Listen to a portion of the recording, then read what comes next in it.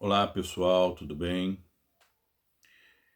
Para quem não me conhece, meu nome é Marco Aurélio, sou professor das disciplinas de Direito Penal, Processo Penal, sou também professor de Psicologia e também da área de Segurança Pública. E hoje eu quero falar sobre um tema que foi um tema muito debatido ao longo do mês, que foi a decisão do STF a respeito do porte de drogas para consumo pessoal.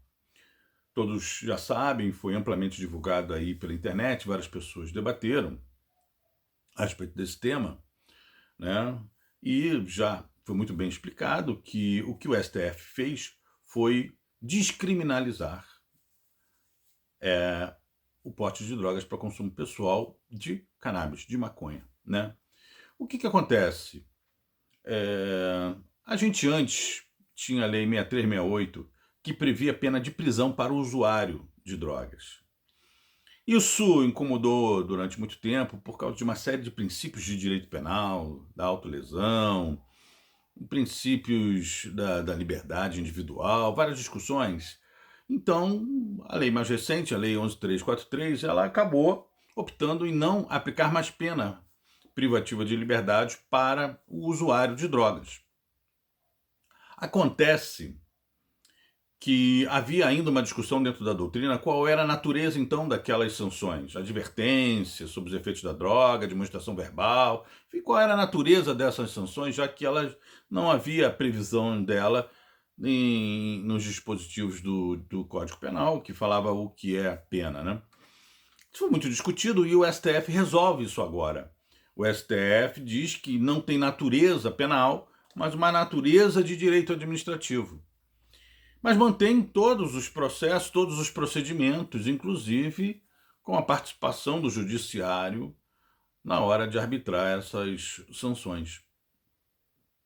Bom, é, muita gente veio aqui à internet dizer que praticamente não mudou nada, porque as pessoas agora elas só não vão responder a um crime, mas continuam respondendo a um ilícito com todas as suas consequências previstas na lei. E que uma decisão que manteve as coisas nos seus mesmos lugares. Bom, mas eu não vejo assim.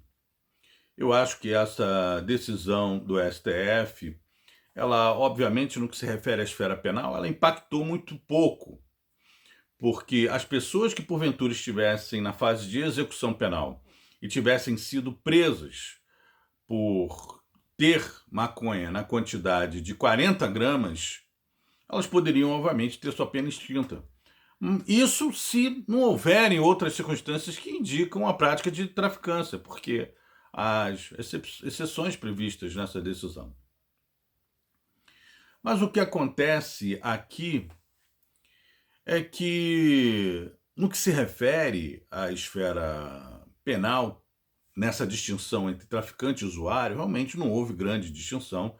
Todos nós sabemos que lá na ponta final, quem vai decidir quem é traficante, quem é usuário, é a polícia. Isso se mantém e o STF não mudou isso.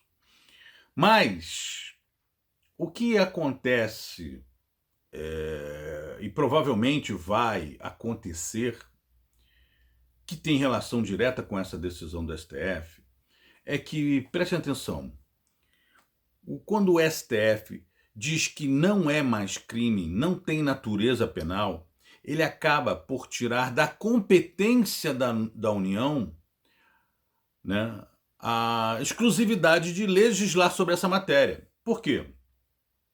Porque a Constituição estabelece a competência privativa. O artigo 22 da Constituição diz que compete privativamente à União legislar sobre direito penal. Ora, então, aqueles dispositivos normativos na Lei 11.343, aquelas penas, ninguém poderia interferir nisso. Mas quando o STF diz que agora a natureza é de direito administrativo, a competência é comum. A competência é uma competência administrativa. Sendo competência administrativa, a partir de agora, os estados poderão arbitrar multas para aquelas pessoas que sejam detidas lá como usuários de drogas. Estariam lá aportando sua maconha e aí ela poderia ser detida e não presa, não pode ser presa desde a Lei 11.343, mas poderia ser arbitrado uma multa. Então, uma coisa muito curiosa que a gente tem que pensar a respeito disso. É provável que agora a gente verifique uma onda dos estados em criar dispositivos legislativos no âmbito da administração pública e arbitrar multa para essas situações. Obviamente, no intuito de buscar alguma arrecadação significante, enfim. Acontece, gente, que longe de resolver o problema da droga, todos nós sabemos, o único caminho que o STF, ainda com uma bancada muito conservadora, deveria fazer era verdadeiramente determinar que o uso de drogas para consumo pessoal não pode ser um tipo penal, não pode ser um crime. Mas não foi isso que o STF decidiu, continua sendo crime. O STF decidiu sobre a maconha e as outras substâncias não estão abarcadas nessa decisão, né? Então, nós ainda temos a situação da criminalização das drogas com todos os seus problemas e todas as suas questões.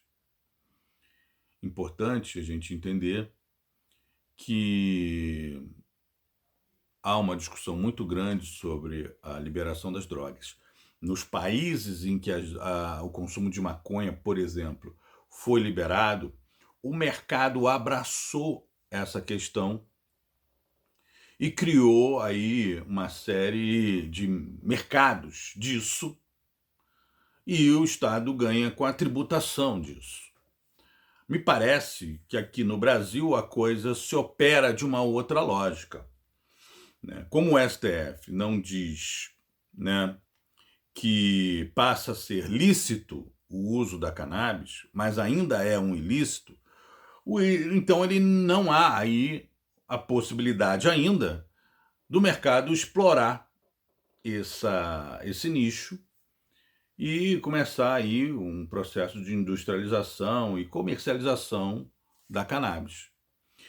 Estranho aqui é que não, que o Estado é quem vai arrecadar com essas práticas.